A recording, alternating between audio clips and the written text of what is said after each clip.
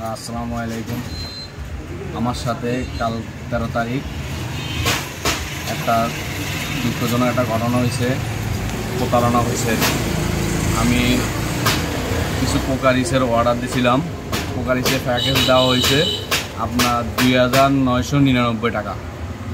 তো আমাকে বলছে আপনি অর্ডার করতে গেলে 400 টাকা পে করতে হবে, বাকি টাকাগুলো আপনি মাল পাইলে দিলে হবে। তো আমি 400 টাকা পে করছি। পে করার পর আজকে আমাকে ফোন দিছে ডেলিভারি ম্যানে, বলছে ভাইয়া আপনি ওটিপি লাগবে। ঠিক আছে, ওটিপি অফিস থেকে দিলে আমি দিব।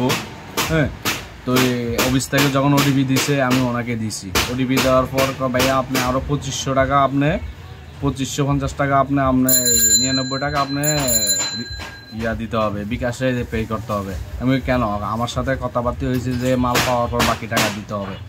হ্যাঁ, কয় না এরকম হলে নেন, না হলে বাদ দেন। তো আমি অর্ডার দিছি, আমি কেন বাদ দিব? কারণ সেই ক্ষেত্রে এরকম যাতে প্রতারিত যাতে না হয়।